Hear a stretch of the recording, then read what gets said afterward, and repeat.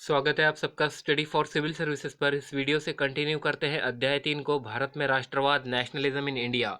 अगर आप यूपीएससी या अदर स्टेट पीसीएस इन एग्जाम्स की तैयारी कर रहे हो दोस्तों, तो प्रीलिम प्लस मेंस की तैयारी के लिए आप हमारे पेड ग्रुप को ज्वाइन कर सकते हो। इससे जुड़ी अधिक जानकारी के लिए इन कॉलिंग नंबर्स पर कॉल कीजिए। फ्री पीडीएफ डाउनलोड करने के लिए स्टडी फॉर सिविल सर्विसेज के पब्लिक टेलीग्राम चैनल को ज्वाइन करना मत भूलिए। फरवरी 1922 को महात्मा गांधी जी ने डिसाइड किया कि नॉन कॉपरेशन मूवमेंट को विड्रॉ कर देंगे। इसे विड्रॉ करने के पीछे कुछ रीजंस थे। जैसे कि दोस्तों, ये मूवमेंट अब वायलेंट हो चुकी थी, इसमें हिंसा हो रही थी। तो गांधी जी को लग रहा था कि सत्याग्रही को प्रॉपरली ट्रेन करने की भी ज़रूरत है किसी बड़े मास स्ट्रगल को स्टार्ट करने से पहले। विद इन कांग्रेस में भी कुछ लीडर्स अब नहीं चाहते थे कि वो इस तरह से स्ट्रगल करते रहे।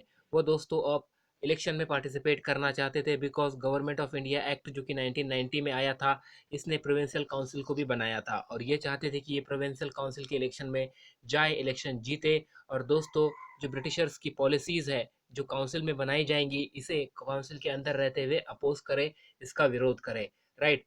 तो इस तरह से काउंसिल में जाना भी इम्पोर्टेंट था। राइट। तो इसके लिए CR दास और मोतीलाल नेहरू जैसे नेताओं ने स्वराज पार्टी का गठन किया और ये विद इन कांग्रेस ही किया गया था। और अब ये काउंसिल पॉलिटिक्स की ओर जा रहे थे।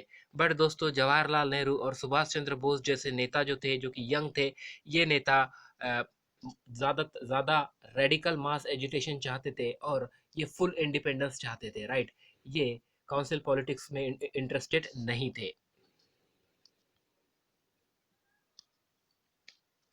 ऐसे सिचुएशन में क्या होता है, जब इंटरनल डिबेट और डिसीजन की स्थिति थी कांग्रेस में, दो ऐसे फैक्टर देखने को मिलते हैं दोस्तों जो इस पॉलिटिक्स को चेंज करने का काम करते हैं। ये फैक्टर कौन कौन से थे? तो पहला तो था दोस्तों, जो महामंदी आई थी 1930 में। ये महामंदी आने आने से पहले की स्थिति क्या थी, देखिए। 1926 से ही ऐसी स्थितियां बनने लगी थी, एग्रीकल्चरल प्राइसेस डाउन हो रहे थे और किसानों को उनके दाम नहीं मिल रहे थे जो उन्हें मिलने चाहिए। और देखा जाए तो ये जो चीज़ें एक्सपोर्ट की जाती थी यहाँ से, ये एक्सपोर्ट भी कम हो चुका था। तो दोस्तों, ऐसे स्थिति में जो लैंड रेवेन्यू देना है, जो लोग अ, एक तरीके से रेंट पर खेती करते हैं, उन्हें अपना रेंट देना है, तो ये सब चीज़ें इनके लिए मुश्किल हो रहा था। इन सब पैसों को पे करना भी इन लोगों के लिए मुश्किल हो रहा था। तो 1930 में दोस्तों, जब महामंदी एक तरह से आ गई थी, तो देखिए जो हमारा कंट्री साइड था, यहाँ पर टर्मोइल हमें देखने को मिलता है। इसी स्थिति में एक दूसरी घटना ये घटती है कि नई गवर्नमेंट आती है ब्रिटेन में, जो कि थी टॉरी गवर्नमेंट। और दोस्तों, ये गवर्नमेंट एक कमीशन को कंस्टिट्यूट करती है। ये एक स्टेटरी कमीशन था जिसके हेड थे mister John Simon. Right, sir John Simon. अब ये क्यों किया गया था? बिकॉज देखिए, इंडिया में जो नेशनल मूवमेंट हो रहा था, इसके रिस्पॉन्स में इन्होंने इस कमीशन का गठन किया था, जिसके हेड थे सर जॉन साइमन। दोस्तों, इस कमीशन का क्या काम था? इस कमीशन का ये काम था कि कॉन्स्टिट्यूशनल सिस्टम जो इंडिया में बनेगा, इसके इसके संबंधित चीज़ों को देखे और नए चेंजेस को सजेस्ट करे। बट यहाँ पर एक प्रॉब्लम थी कि इस कमीशन में कोई भी इंडियन व्यक्ति नहीं था। इस कमीशन में सारे के सारे ब्रिटिश व्यक्ति थे, या इसके जितने भी मेंबर थे ये ब्रिटिशर्स थे। तो एक तरह से ये यहाँ के लोगों को बिल्कुल मंजूर नहीं था। तो दोस्तों, जब साइमन कमीशन इंडिया आया, तो उसका स्वागत गो बैक साइमन इन शब्दों से किया गया। और इंडिया ये कब आया था? ये आया था 1928 में। तो 1928 में कमीशन इंडिया आता है। तब इस कमीशन का दोस्तों एक तरीके से स्वागत किया जाता है स्लोगन के साथ, और स्लोगन थे गो बैक साइमन। सभी के सभी पार्टीज इसके अगेंस्ट थी। फिर इसमें कांग्रेस, मुस्लिम लीग, ये जहाँ जहाँ साइमन जा रहा था अपने अपने कमीशन के साथ, वहाँ वहाँ पर दोस्तों गो बैक साइमन के नारे उसे सुनने को मिल रहे थे। अब इरविन इस बीच में कुछ कोशिशें करते हैं चीज़ों को सही करने के लिए, और ये एक डोमिनेंट स्टेटस की बात लेकर आते हैं। और कहते हैं दोस्तों कि राउंड टेबल कॉन्फ्रेंस के जरिए जो फ्यूचर होगा, फ्यूचर कॉन्स्टिट्यूशन होगा इंडिया का, इसे डिसाइड किया जाएगा। बट देखिए, कांग्रेस के लीडर को ये बात सेटिस्फाई नहीं करती है, बिकॉज कांग्रेस के अंदर जो रेडिकल लीडर्स थे, जैसे कि जवाहरलाल नेहरू, सुभाष चंद्र बोस, अब ये ज़्यादा अपने आप को असर्ट कर रहे थे, कांग्रेस को असर्ट कर रहे थे। राइट। ये इन सब चीज़ों पे यकीन नहीं कर रहे थे। बट कांग्रेस के अंदर एक और खेमा था दोस्तों, जो कि लिबरल और मॉडरेट का था, जो इस तरह के कॉन्स्टिट्यूशनल सिस्टम में यकीन रख रहा था और ब्रिटिश डोमिनेंस के अंदर ही ये रिफॉर्म्स चाहते थे, या ये ग्रेजुअली चीज़ों को बदलना चाहते थे। बट दोस्तों, ग्रेजुअली इनका जो इन्फ्लुएंस था, ये कम होता जा रहा था लोगों पर। लोगों पर इनका जो प्रभाव था दोस्तों ये अब रिड्यूस होता जा रहा था, तो ये इतनी इंपॉर्टेंट बात नहीं रही थी। फिर दिसंबर 1929 में क्या होता है, जवाहरलाल नेहरू के प्रेसिडेंट रहते हुए लाहौर कांग्रेस का जो अधिवेशन होता है दोस्तों, इसमें डिमांड की जाती है पूर्ण स्वराज की। पूर्ण स्वराज का मतलब था फुल इंडिपेंडेंस फॉर इंडिया, और इसी की वजह से 26 जनवरी 1930 को डिक्लेयर किया जाता है इंडिपेंडेंस डे, और इसे एज इंडिपेंडेंस डे के रूप में सेलिब्रेट किया जाता है, राइट। बट देखिए दोस्तों, ये जो सेलिब्रेशन हो रहा था 26 जनवरी 1930 को एज इंडिपेंडेंस डे के रूप में, इस सेलिब्रेशन ने ज़्यादातर लोगों का अट्रैक्शन नहीं अपने और खींच पाया, मतलब देखिए इसे ज़्यादा अटेंशन नहीं मिली। तो गांधी जी अब एक इस तरह की चीज़ चाहते थे, इस तरह का आइडिया चाहते थे जो ज़्यादातर लोगों के एवरीडे लाइफ से कनेक्ट कर सके, राइट। तो ऐसा एक इशू था दोस्तों जो कि था साल्ट का, नमक का, बिकॉज नमक पर भी उस समय कर हुआ करता था, नमक पर भी टैक्स लगाया जाता था। Salt march and the civil disobedience movement. तो ऐसे में क्या होता है, 31 जनवरी 1930 को गांधी जी एक लेटर लिखते हैं वाइसरॉय अरविंद को, और अपनी 11 डिमांड्स इसमें मेंशन करते हैं। दोस्तों इन 11 डिमांड्स में जो डिमांड्स हमें देखने को मिलती है, ये उद्योगपतियों से लेकर किसानों की डिमांड्स हमें देखने को मिलती है। मतलब जो सेक्शंस थे सोसाइटी के, जो टॉप पर इंडस्ट्रियलिस्ट थे, पैसे वाले लोग थे, और सबसे नीचे जो कि किसान, गरीब किसान, इनकी जो समस्याएं थी और इनकी जो प्रॉब्लम्स थी, ये इन 11 डिमांड्स में देखने को मिलती है। दोस्तों इन 11 डिमांड्स में एक डिमांड ये भी थी कि जो नमक है, नमक पर जो टैक्स गवर्नमेंट वसूल कर रही है, इसे अबॉलिश कर दिया जाए, इस टैक्स को खत्म कर दिया जाए, राइट। बिकॉज देखिए नमक हर किसी के लाइफ का पार्ट है, हर किसी के इसे खाने में डालना पड़ता है, और हर किसी को तो खाना खाना ही है दोस्तों, फिर वो क्या गरीब हो और क्या अमीर हो। नमक एक इसेंशियल आइटम है हमारे फूड का, ये आप जानते हो, राइट। तो नमक पर भी उस समय टैक्स हुआ करता था, गवर्नमेंट ही इसे प्रोड्यूस किया करती थी, गवर्नमेंट की इसके प्रोडक्शन पे भी एक तरह से मोनोपॉलिसी थी। तो देखिए ये सही नहीं था। तो गांधी जी का लेटर एक तरह का अल्टीमेटम था, राइट, कि आपको इन 11 डिमांड्स पर काम करना है। देखिए दोस्तों, अब देखिए इन डिमांड्स को देखने के बाद गवर्नमेंट ने इस डिमांड का कोई सही तरह से आंसर नहीं दिया, या एक तरीके से गवर्नमेंट अब निगोसिएशन की मूड में नहीं थी। अरविंद अब किसी भी तरह का निगोसिएशन नहीं चाहते थे। तो गांधी जी ने कहा था कि अगर 11 मार्च तक इनके डिमांड्स पर काम नहीं किया गया या इसे नहीं माना गया, तो दोस्तों सिविल डिसोबीडियंस कैंपेन को ये लॉन्च करेंगे। और ऐसा ही हुआ। महात्मा गांधी ने दोस्तों अपना दांडी मार्च, जिसे साल्ट मार्च कहते हैं, इसे स्टार्ट किया। और जब इन्होंने ये शुरू किया था तो इनके साथ 78 वॉलंटियर्स थे, जो कि इनके ट्रस्टेड वॉलंटियर्स थे। ऐसा यहाँ पर कहा जा रहा है ओवर 240 माइल्स का सफ़र इन्हें तय करना था, और गांधी जी के साबरमती आश्रम से निकलकर दोस्तों इन्हें गुजरात के कोस्टल टाउन दांडी तक पहुंचना था। देखिए 26 दिन की ये यात्रा थी। हर दिन ये 10 माइल्स चला करते थे, बिकॉज 240 माइल का सफ़र इन्हें तय करना था। जहाँ जहाँ गांधी जी रुकते थे दोस्तों, जहाँ जहाँ ये स्टॉप करते थे, वहाँ वहाँ हजारों की संख्या में भीड़ इन्हें सुनने आती थी। गांधी जी उन्हें एड्रेस किया करते थे, और स्वराज का क्या अर्थ है, आखिरकार स्वराज क्या होता है, ये लोगों को समझाया करते थे, लोगों को बताया करते थे। और किस तरह से हम पीसफुली ब्रिटिशर्स के साथ फाइट कर सकते हैं सत्याग्रह के माध्यम से, ये बात भी लोगों के बीच में रखा करते थे। 10 दिन का ये सफ़र था। 6 अप्रैल को ये दांडी पहुंचते हैं दोस्तों।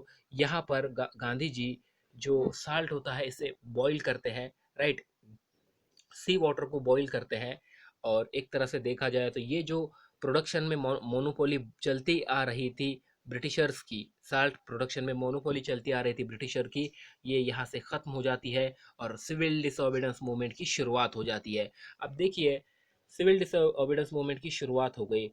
How was this movement differ from the non corporation movement. अब देखिए प्रीवियस वीडियो में हमने डिस्कस किया था ना कि नॉन कॉरपोरेशन मूवमेंट के बारे में। अब civil disobedience movement non cooperation movement से अलग कैसे था। अब नॉन कॉपरेशन मूवमेंट में क्या हुआ था आपको याद ही होगा। देखिए दोस्तों, यहाँ पर लोगों को कहा गया था कि ब्रिटिशर्स के साथ कॉपरेट मत कीजिए, बिकॉज ब्रिटिश शासन इंडिया में खड़ा है, क्योंकि भारतीय लोगों ने इनके साथ कॉपरेट किया है। अगर भारतीय लोग इनके साथ कॉपरेट ही नहीं करे, तो फिर दोस्तों किस तरह से ये शासन यहाँ पर स्टैब्लिश रह पाएगा। बट और ये चला 1921-22 तक। अब दोस्तों देखिए, जो सिविल डिसोबीडियंस मूवमेंट था, इसमें लोगों को कॉपरेट करने की बात तो एक साइड रह गई, बट जो कॉलोनियल लॉज बनाए गए थे इन्हें ही ब्रेक किया जा रहा था, इन्हें ही ब्रेक करना था। जैसे कि गांधी जी ने दांडी दांडी के इस तट पर, राइट, गुजरात के उस कोस्टल तट पर जब अपने मुट्ठी में उस नमक को उठाया, तो एक तरीके से उन्होंने ये जो लॉ बना हुआ था ब्रिटिशर्स का अबाउट द साल्ट, इसे तोड़ दिया था, इसे ब्रेक कर दिया था। तो ये डिफरेंस हमें नॉन कॉरपोरेशन मूवमेंट और सिविल डिसोबीडियंस मूवमेंट में देखने को मिलता है। नॉन कॉपरेशन मूवमेंट एक तरह की ऐसी मूवमेंट थी जहां पर ब्रिटिशर्स के साथ कॉपरेट नहीं करना था, और दोस्तों सिविल डिसोबीडियंस मूवमेंट एक ऐसी मूवमेंट थी जहां पर जो लॉज बनाए गए थे ब्रिटिशर्स के द्वारा, अब इन्हें भी ब्रेक किया जा रहा था। जैसे दोस्तों सिविल डिसोबीडियंस मूवमेंट की शुरुआत हो गई कंट्री में, अलग अलग जगह पर डिफरेंट पार्ट पर साल्ट जो साल्ट सत्याग्रह था इसे लॉन्च किया गया। लोग डिमॉन्स्ट्रेशन करने लगे गवर्नमेंट के खिलाफ, साल्ट फैक्ट्रीज के सामने दोस्तों वो साल्ट मतलब अपना काम करने लगे, एक तरीके से साल्ट बनाने लगे। जो मोनोपोली थी ये टूट गई थी ब्रिटिशर्स की। और देखिए इसका प्रतिसाद अलग अलग चीजों से भी देखने को मिलता है। जैसे जैसे मूवमेंट स्प्रेड हो रहा था ना, जो फॉरेन क्लोथ थे इनका बायकॉट हो रहा था, लिकर शॉप को पिकेट किया जा रहा था, राइट। पेजेंट रिफ्यूज कर रहे थे कि अब वे रेवेन्यू नहीं देंगे, राइट, वो चौकीदारी टैक्स नहीं देंगे। विलेज ऑफिशियल्स ने दोस्तों रिजाइंस किया। काफी सारी जगहों पर जो फॉरेस्ट में जाने वाले लोग थे, इन पर जो रूल रेगुलेशन एक तरीके से थोपे गए थे कि रिजर्व फॉरेस्ट होगा, ये विलेज फॉरेस्ट होगा, आपको इस तरह से चीज़ों को करना है। ये भी अपने रूल को, इन पर जो रूल बनाए गए थे दोस्तों इन्हें वायलेट कर रहे थे, ये भी अब जंगलों में जा रहे थे। अब देखिए अब्दुल गफ्फार खान जो कि महात्मा गांधी के एक शिष्य जिन्हें कहा जाता है, इन्हें अरेस्ट किया गया 1930 को अप्रैल मंथ में, राइट। जब इन्हें अरेस्ट किया गया दोस्तों, तो वहाँ की जो भीड़ थी या जो क्राउड था, इन्होंने जिस तरह से डिमॉन्स्ट्रेशन किया पेशावर की सड़कों पर, राइट, ये, और जब ये डिमॉन्स्ट्रेशन कर रहे थे तो पुलिस ने काफी सख्ती से इन लोगों के साथ डील किया, जिसमें काफी लोग मारे भी गए, मेनी वेर किल्ड। इसी से एक महीने के बाद महात्मा गांधी को भी दोस्तों अरेस्ट कर लिया गया। जब महात्मा गांधी को अरेस्ट किया गया तो शोलापुर के वर्कर, इंडस्ट्रियल वर्कर्स ने पुलिसों पर अटैक्स किए, राइट, म्यूनिसिपल बिल्डिंग्स पे हमले किए, लो कोर्ट, रेलवे स्टेशन, अलग अलग जगह पर लोग अलग अलग तरह से रिस्पॉन्स कर रहे थे। All structures that symbolize British rule, इस पे हमले हो रहे थे, राइट। अब देखिए गवर्नमेंट किस तरह से रिस्पांस कर रही थी, तो गवर्नमेंट का रिस्पांस एक तरह से ब्रूटल था। ये इस आंदोलन को दबाने के लिए काफी ब्रूटली डील कर रही थी। पीसफुली सत्याग्रहियों पर हमले किए जा रहे थे, महिलाएं बच्चे इन्हें मारा जा रहा था, और 1 लाख लोग अरेस्ट कर लिए गए थे। इसी सिचुएशन में महात्मा गांधी और अरविंद के बीच में दोस्तों एक पैक्ट होता है जो 5 मार्च 1930 को हुआ था। इसे गांधी अरविंद पैक्ट कहा जाता है। और इस पैक्ट के होने के बाद महात्मा गांधी दूसरी राउंड टेबल कॉन्फ्रेंस में जाने के लिए तैयार हो जाते हैं, जो कि लंदन में होने वाली थी। जब दोस्तों दूसरी राउंड टेबल कॉन्फ्रेंस स्टार्ट होती है, तो अ, देखिए डील क्या हुई गांधी अरविंद पैक्ट में, कि गांधी जी आप राउंड टेबल कॉन्फ्रेंस में जाएंगे, जो कुछ भी लोगों को कैद कर लिया गया है due to civil disobedience movement, इन्हें रिलीज कर दिया जाएगा। तकरीबन 1 लाख लोगों का ये नंबर था, जैसे कि हमने प्रीवियस स्लाइड में देखा। तो दोस्तों इन्हें भी रिलीज कर दिया गया, पॉलिटिकल प्रिजनर्स को रिलीज कर दिया गया। दिसंबर 1930 में गांधी जी लंदन गए इस कॉन्फ्रेंस को अटेंड करने के लिए। कौन सी कॉन्फ्रेंस को अटेंड करने के लिए? राउंड टेबल इस कॉन्फ्रेंस को अटेंड करने के लिए, जो कि दूसरी राउंड टेबल कॉन्फ्रेंस थी, गोलमेज परिषद, राइट। बट वहां पर जाने के बाद जिस तरह के निगोसिएशंस वहां पे हो रहा था, गांधी जी इससे सेटिस्फाइड नहीं हुए। वो एक तरीके से दोस्तों डिसअपॉइंटेड होकर लौटे। जब वो वहां पर जब इंडिया आए, तो उन्होंने देखा कि किस तरीके से गवर्नमेंट ने एक नई साइकिल स्टार्ट की है रिप्रेशन की। गफ्फार खान, जवाहरलाल नेहरू, ये दोनों ही जेल में थे, राइट। और देखा जाए तो कांग्रेस को इलीगल डिक्लेयर कर दिया गया था, और सीरीज ऑफ मेजर्स लिए जा रहे थे गवर्नमेंट के द्वारा, दोस्तों की मीटिंग को रोका जाए, डिमॉन्स्ट्रेशन को रोका जाए, जो बाइकआउट किया जाता है इसे रोका जाए।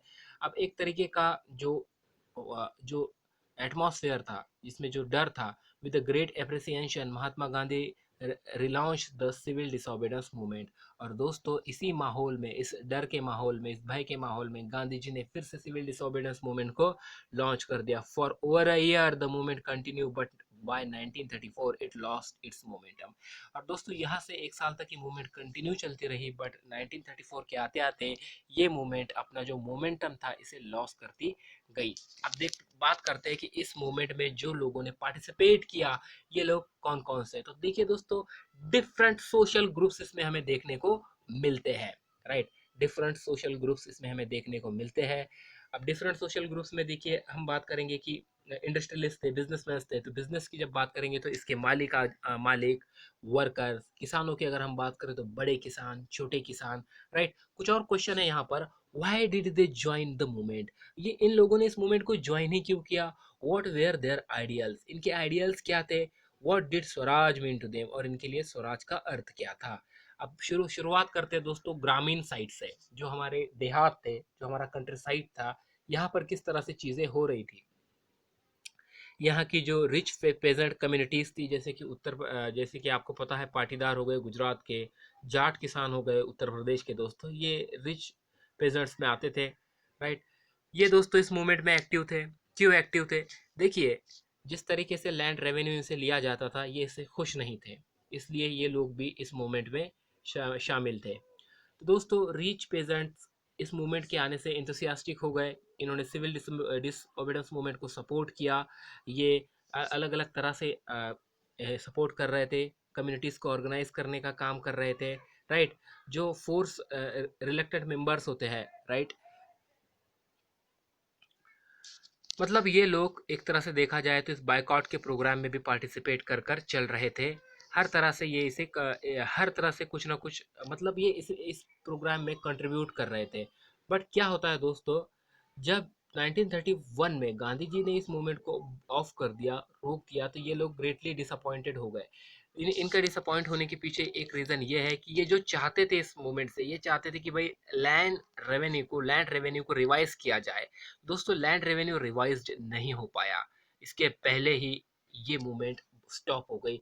जब गांधी जी ने 1932 में इसे फिर से स्टार्ट किया दोस्तों, तब इन लोगों ने इस मूवमेंट में पार्टिसिपेट नहीं किया, बिकॉज इस मूवमेंट से ये क्या चाहते थे, राइट, ये इन्हें नहीं मिला था। तो इस वजह से जब दोबारा ये मूवमेंट स्टार्ट हुई तो इन लोगों ने इसमें पार्टिसिपेट नहीं किया।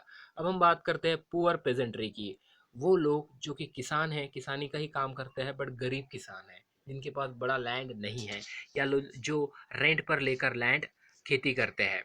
तो देखिए दोस्तों इन लोगों ने भी ज्वाइन किया था, बिकॉज इनके भी कुछ इशू थे, इन्हें भी उम्मीद थी कि इनके इश्यूज सॉल्व किए जाएंगे, बट इनके इश्यूज भी सॉल्व ना हो पाए।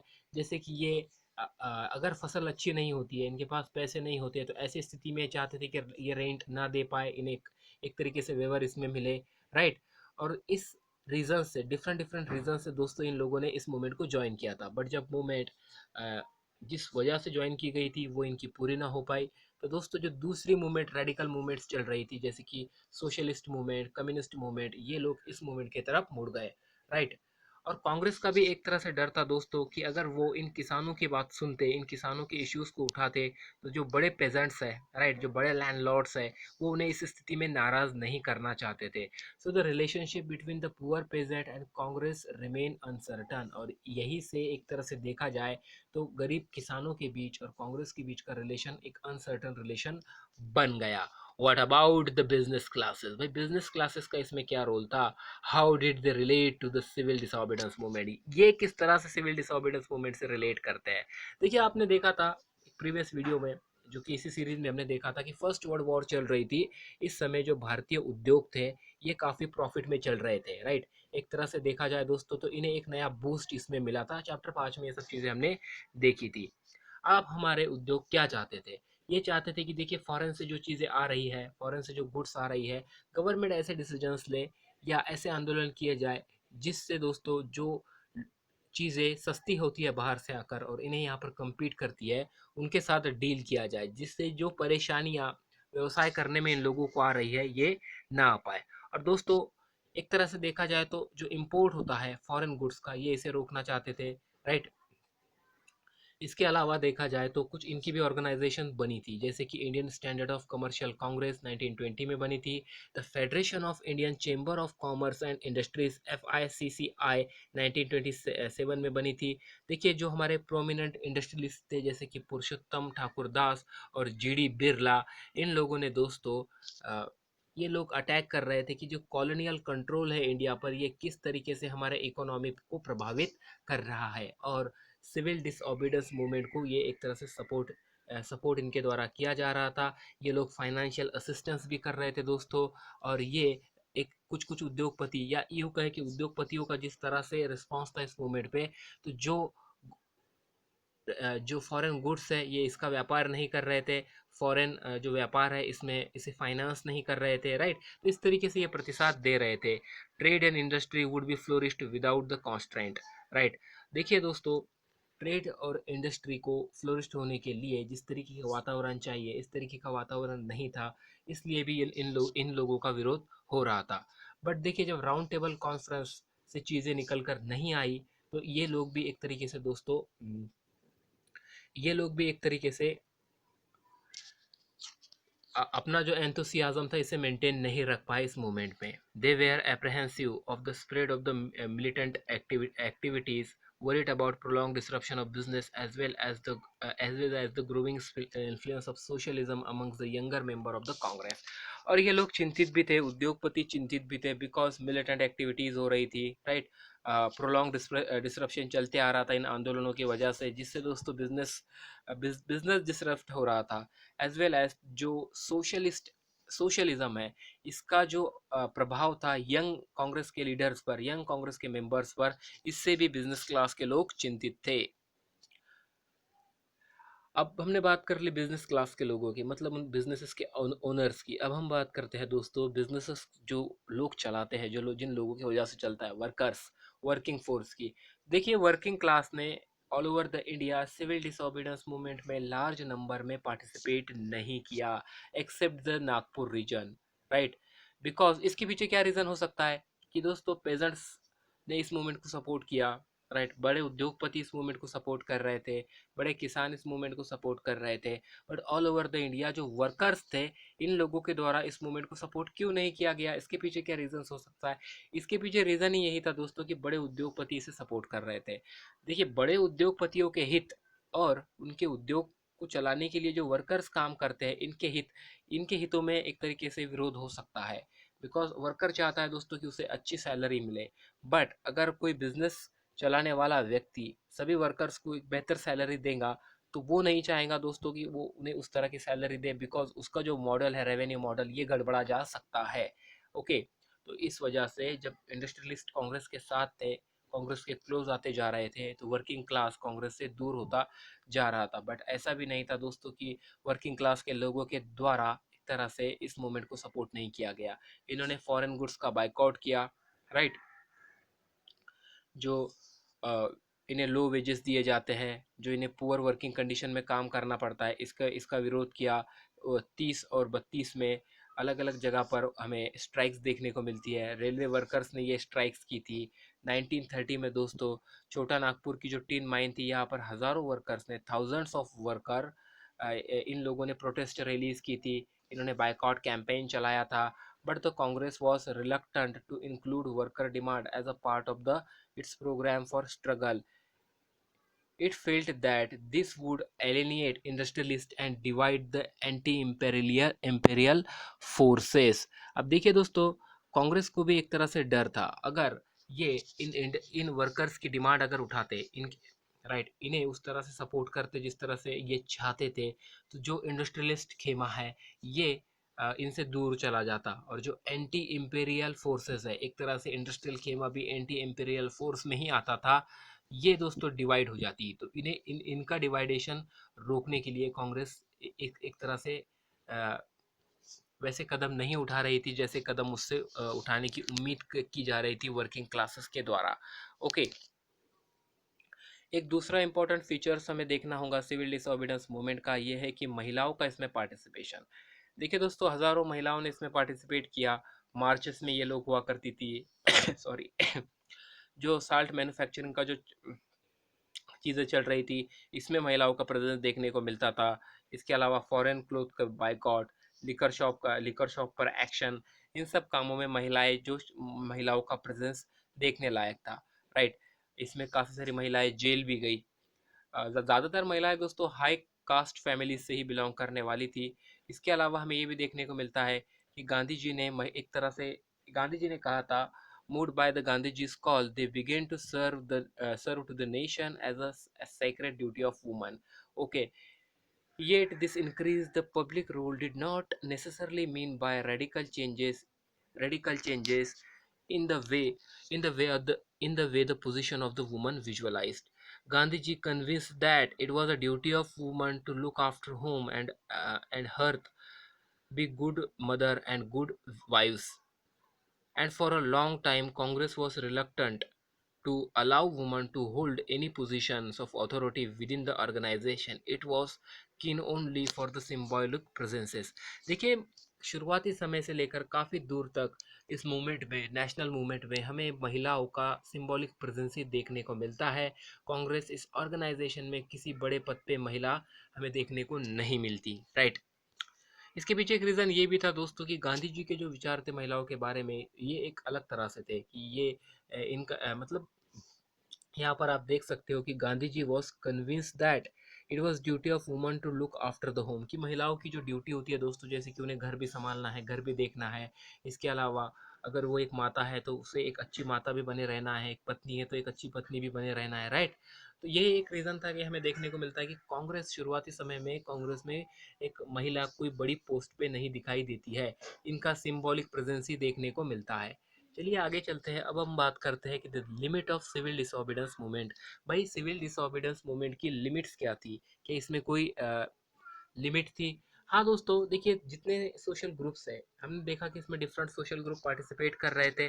जी, इसमें कुछ सोशल ग्रुप्स ऐसे भी थे जो इसमें पार्टिसिपेट नहीं कर रहे थे, जैसे कि दोस्तों अनटचेबल्स। 1930s के बाद अनटचेबल्स इस शब्द की जगह दलित या ऑप्रेस्ड इस शब्द का प्रयोग किया जाने लगा। ऑप्रेस का अर्थ होता है जुल्म किया हुआ, जिन लोगों पर जुल्म हुआ है ऐसे लोग, राइट। और कांग्रेस ने भी काफ़ी देर तक दलित के इश्यूज को एक तरह से दोस्तों हाथ नहीं लगाया, ये इनसे दूर ही रही है। बिकॉज जो हाई कास्ट हिंदूज है, जो सनातनीज है, जो कंजर्वेटिव्स है, कांग्रेस इन्हें भी नाराज नहीं करना चाहती थी। बिकॉज गांधी जी, बट दोस्तों गांधी जी ने ये एक बात ये भी कही थी कि जब तक अनटचेबिलिटी को हम एलिमिनेट नहीं कर देते, तो दोस्तों स्वराज आने के बाद भी 100 सालों तक स्वराज नहीं आ सकता। तो अनटचेबिलिटी अगर रहती है सोसाइटी में, तो इसे एक तरीके से हम स्वराज नहीं मानेंगे। ऐसी बात गांधी जी के द्वारा कही गई थी, ऐसा हमें यहाँ पे देखने को मिलता है। गांधी जी ने अनटचेबल्स को हरिजन कहा था। हरिजन का अर्थ होता है दोस्तों चिल्ड्रन ऑफ गॉड्स। और देखा जाए तो अलग अलग सत्याग्रह भी किए गए इनके टेम्पल में एंट्री के लिए, पब्लिक वेल, टैंक, रोड और स्कूल में इन्हें एक्सेस मिलने के लिए। और गांधी जी दोस्तों खुद वे टॉयलेट क्लीनिंग जैसा काम किया करते थे। बिकॉज देखिए उस समय कुछ कास्ट ऐसी थी जो इस तरह के काम, स्पेशली जो इस तरह के कामों के लिए ही जानी जाती थी। तो दोस्तों गांधी जी भी इस तरह का काम किया करते थे, ओके। बिकॉज एक तरह से जो मोरल सपोर्ट मिलना चाहिए वो उनके द्वारा इन लोगों को था, ओके। हम फिर से देखिए, he called the untouchables Harijan are the children of the God, organize satyagraha to secure the entry into temple and access to public well, tank, road and schools. He himself cleaned toilet to dignify the work of Bangi, कि भाई toilet cleaning का जो work है, ये इस work को dignify करने के लिए गांधी जी खुद टॉयलेट क्लीन किया करते थे। And persuaded upper caste to change their heart, और देखिए अपर कास्ट ने अपना हार्ट चेंज करना चाहिए and give the scene of untouchability. और ये अनटचेबिलिटी का जो सीन है दोस्तों, ये सोसाइटी से चले जाना चाहिए। अब देखिए काफ़ी जो दलित लीडर थे, ये अनटचेबिलिटी का समाधान पॉलिटिकल के रूप में देख रहे थे कि इस प्रॉब्लम का समाधान दोस्तों एक पॉलिटिकल सॉल्यूशन हो सकता है। तो इन्होंने अपने आप को ऑर्गेनाइज करना स्टार्ट किया, दे बिगेन ऑर्गेनाइजिंग देमसेल्फ। और दोस्तों इन्होंने रिजर्व सीट की डिमांड की, एजुकेशन इंस्टीट्यूशन में सेपरेट इलेक्टोरेट की डिमांड की, राइट, दलित मेंबर्स के लिए लेजिस्लेटिव काउंसिल में। और देखिए पॉलिटिकल एम्पावरमेंट से इन्हें विश्वास था कि ये जो प्रॉब्लम है सोशल डिसेबिलिटीज़ की, अनटचेबिलिटीज़ की, ये दूर हो सकती है। Dalit participation in civil disobedience movement was therefore limited. और ये एक रीज़न है दोस्तों जिस वजह से इस सिविल डिसोबीडियंस मूवमेंट में दलित पार्टिसिपेशन हमें लिमिटेड होता हुआ दिखाई दिया। particularly the Maharashtra and Nagpur region where the organization quite strong। और स्पेशली दोस्तों महाराष्ट्र और जो नागपुर का इलाका था, इन इलाकों में जहाँ पर जो दलित ऑर्गेनाइजेशंस थी ये स्ट्रांग थी। Dr. B.R. Ambedkar, who organized the Dalit into Depressed Classes Association in 1930, clashed with Mahatma Gandhi at the second round table conference by demanding separate electorate for Dalit। दोस्तों डॉक्टर बी आर अम्बेडकर के बीच में और महात्मा गांधी जी के बीच में एक तरीके से हमें क्लैश देखने को मिलता है सेकंड राउंड टेबल कॉन्फ्रेंस में, जहां पर डॉक्टर बी आर अम्बेडकर ने सेपरेट इलेक्टोरेट की डिमांड की थी दलित के लिए, और ब्रिटिश गवर्नमेंट ने दोस्तों उनकी डिमांड को स्वीकार भी कर लिया था। और इसका रिस्पॉन्स ऐसा देखने को मिला कि गांधी जी एक तरीके से फास्ट पे चले गए दोस्तों, fast unto the death. Because Gandhi ji का अपना मानना ये था कि अगर सेपरेट इलेक्टोरेट दलित को मिल जाता है दोस्तों, तो उन ये जो प्रक्रिया है उनकी सोसाइटी में इंटीग्रेशन की, their integration into the society, ये स्लो डाउन हो सकती है, ये प्रोसेस इससे स्लो डाउन हो सकती है, ऐसा गांधी जी का विश्वास था। अंबेडकर जी को गांधी जी की बात माननी पड़ी दोस्तों, और दोनों के बीच पुनः पैक्ट हुआ जो सितंबर 1932 को हुआ था। और इस पुनः पैक्ट से क्या हुआ, जो डिप्रेस्ड क्लासेस थे जिन्हें बाद में स्केड्यूल कास्ट कहा गया, इन्हें रिजर्व सीट मिली प्रोविंशियल और सेंट्रल लेजिस्लेटिव काउंसिल्स में, but they were to be voted in the general electorate. अब दोस्तों जो वोटिंग की जाने वाली थी, सीट तो यहाँ पे रिजर्व थी, बट वोटिंग हो रही थी जनरल इलेक्टोरेट में। मतलब जो कैंडिडेट होंगे ये दोस्तों इस कास्ट से बिलोंग करने वाले होंगे, स्केड्यूल कास्ट से, एससी से, बट जो वोटर होंगे ये जनरल जनरल होंगे, वोट सभी के सभी डाल सकेंगे। तो इस तरह से चीज़ें हो रही थी। चलिए आगे चलते हैं फिर। अब बात करते हैं, देखिए दोस्तों कुछ मुस्लिम ऑर्गेनाइजेशंस भी थी जो इस मूवमेंट में एक तरह से पार्टिसिपेट नहीं कर रही थी, इससे दूर रह रही थी, because after the non cooperation and खिलाफत मूवमेंट, एक लार्ज सेक्शन था मुस्लिम्स का जो कांग्रेस से दूर हो रहा था। और मिड 1920 के बाद से दोस्तों कांग्रेस एक तरह से कांग्रेस का एसोसिएशन देखने को मिलता है हिंदू रिलीजियस नेशनलिस्ट ग्रुप्स के साथ, जो openly Hindu religious nationalist group थे, जैसे कि हिंदू महासभा। और हिंदू मुस्लिम के बीच में का जो रिलेशन था या जो एसोसिएशन था, ये दूर जाता हुआ दिखाई देता है यहाँ से। हिंदू मुस्लिम कम्युनल क्लैशेस भी दोस्तों देखने को मिलते हैं, दंगे भी अलग अलग सिटीज़ में हुए थे इस समय में। और जो कुछ भी दंगे हो रहे थे, every riot depend the distance between the two communities, हर एक दंगा दोस्तों दो कम्युनिटीज के बीच में का अंतर बढ़ा रहा था। कांग्रेस और मुस्लिम लीग के बीच में रीनिगोसिएशन के लिए कोशिशें हो रही थी, और 1927 में दोस्तों ऐसा लग रहा था कि ये इनके बीच में रीनिगोसिएशन पॉसिबल है। तो इम्पोर्टेंट डिफरेंस क्या था, राइट, ये डिफरेंस क्या था, इंपॉर्टेंट डिफरेंस यहाँ पे ये देखने को मिलता है दोस्तों कि जो क्वेश्चन ऑफ रिप्रेजेंटेशन, कहाँ रिप्रेजेंटेशन, फ्यूचर असेंबलीज जो होंगी वहाँ पर रिप्रेजेंटेशन। एक मुस्लिम लीग के एक लीडर चाहते थे कि सेपरेट इलेक्टोरेट मिले मुस्लिम्स को भी, राइट। दोस्तों सेपरेट इलेक्टोरेट मिले मुस्लिम्स को, ऐसी इनकी डिमांड थी सेंट्रल असेंबली में। और एक तरह से ये पॉपुलेशन के प्रोपोर्शन में रिप्रेजेंटेशन चाहते थे मुस्लिम डोमिनेटेड प्रोविंसेस में, जैसे कि बंगाल और पंजाब में। देखिए ये जो निगोसिएशन हो रहा था रिप्रेजेंटेशन का, ये कंटिन्यू रहा, और एक तरह से होप थी कि ये इशू सॉल्व हो जाएगा।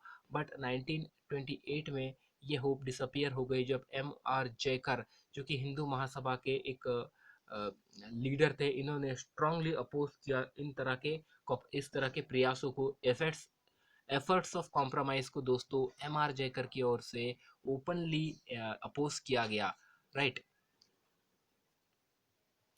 जब सिविल डिसोबीडियंस मूवमेंट की शुरुआत हुई दोस्तों, तो जो एटमॉस्फेयर था सस्पेंशन और डिस्ट्रस का, इन दो कम्युनिटीज़ के बीच में ये बना रहा।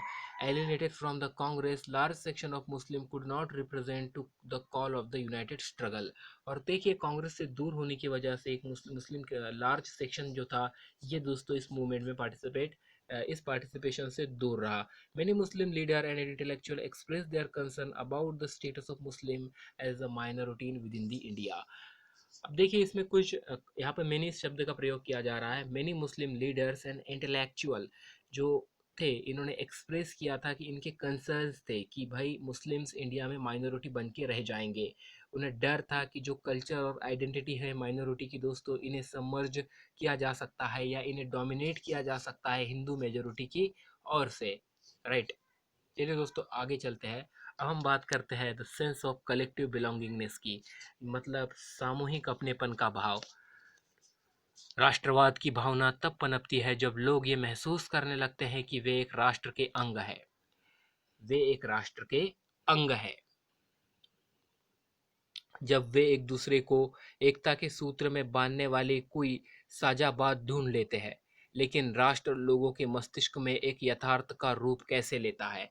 But how did the nation became a reality in the minds of people?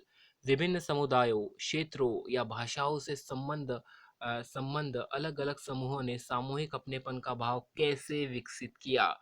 अलग अलग समूहों ने सामूहिक सामूहिक अपनेपन का भाव कैसे विकसित किया? राइट। सामूहिक अपनेपन की यह भावना आंशिक रूप से संयुक्त संघर्षों के चलते पैदा हुई थी।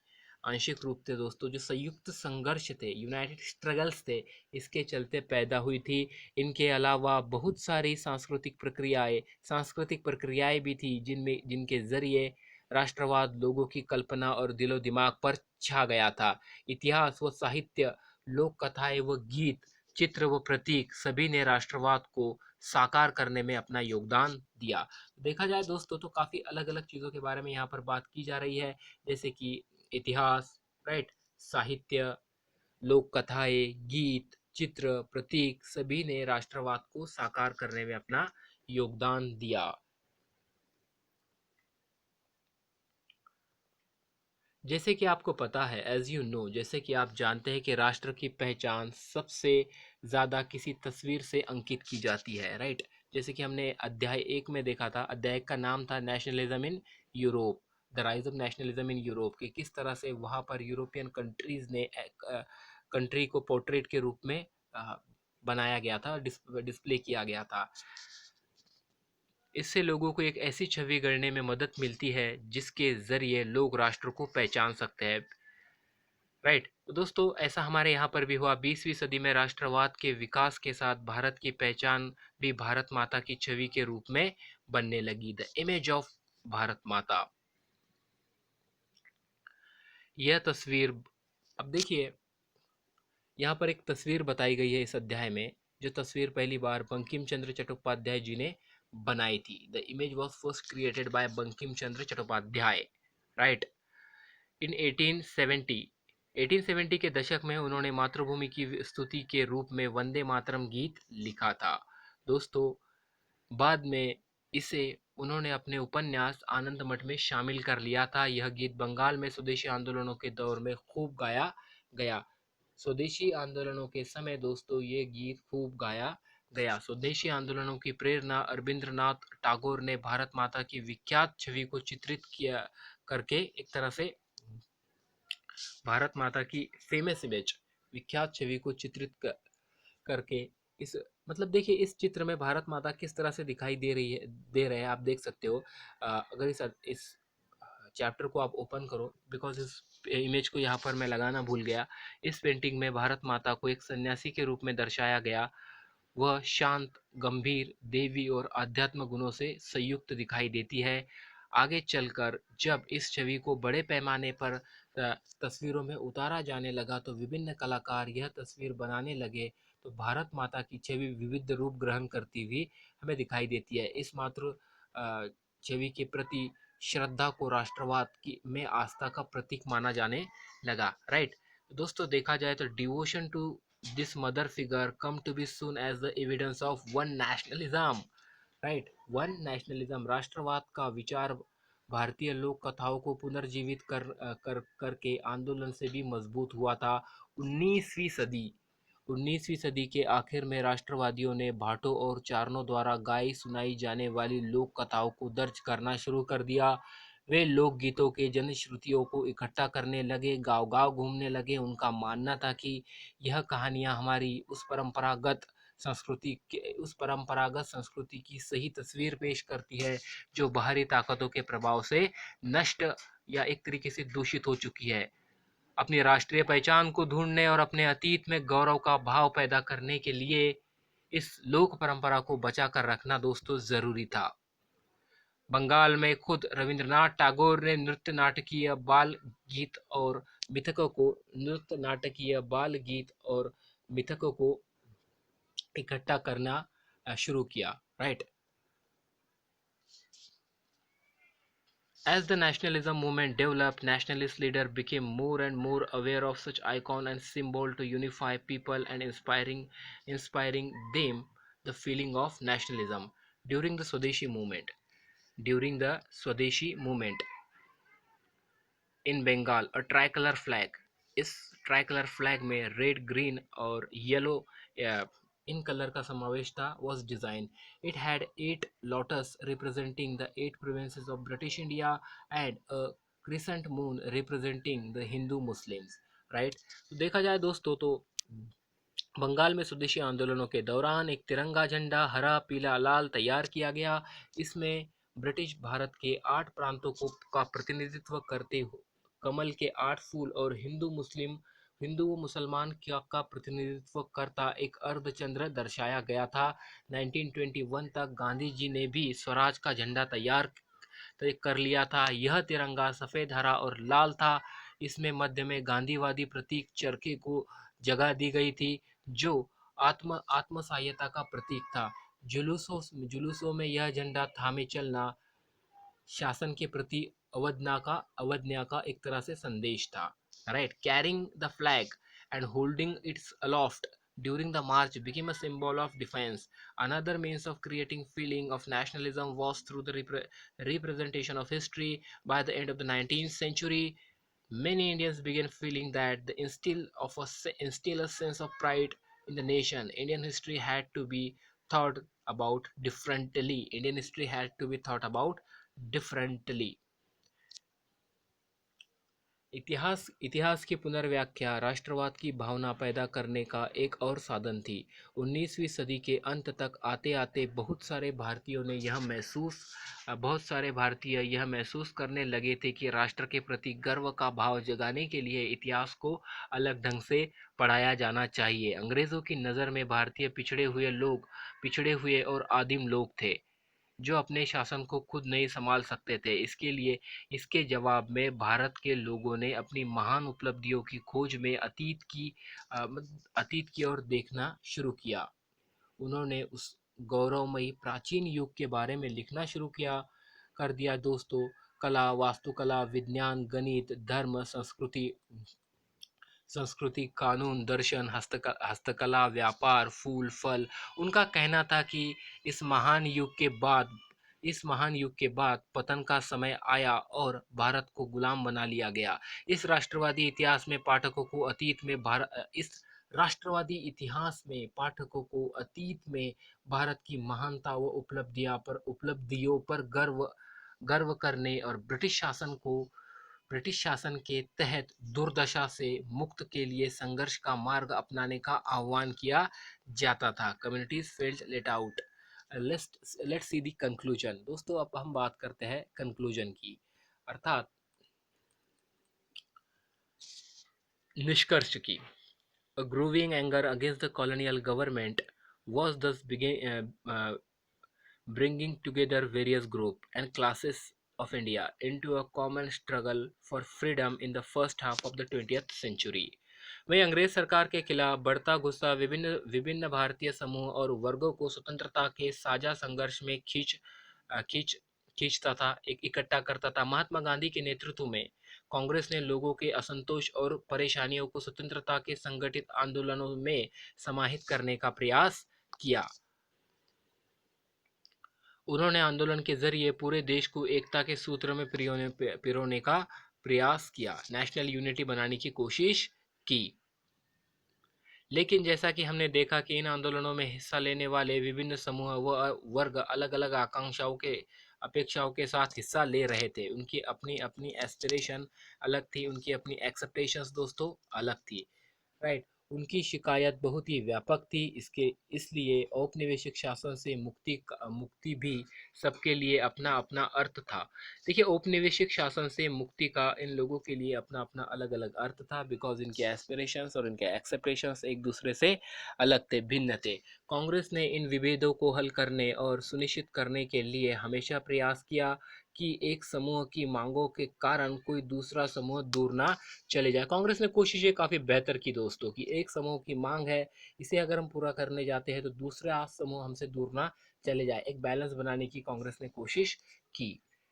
यही वजह है कि आंदोलन के भीतर अक्सर बिखराव आ जाता था। कांग्रेस की सरगर्मियों और राष्ट्रीय एकता के शिखर को छूने के बाद बिखराव और आंतरिक टकराव के चरण आ जाते थे। तो एक तरह से देखा जाए तो जो disunity, inner conflict in groups के बीच में भी देखने को मिलते थे। संक्षेप में, इन अदर वर्ड, दूसरे शब्दों में, जो राष्ट्र उभर रहा था, what was emerging was a nation with many voices wanting freedom from colonial rule। संक्षेप में, जो राष्ट्र उभर रहा था वो औपनिवेशिक शासन से मुक्ति की चाह रखने वाली बहुत सारी आवाज़ों वाला राष्ट्र था। आई होप कि इस लेसन में जो कुछ चीज़ें हमने डिस्कस की आपको समझ आई होंगी, और ये लेसन आप लाइक कर सकते हो। धन्यवाद। Thank you.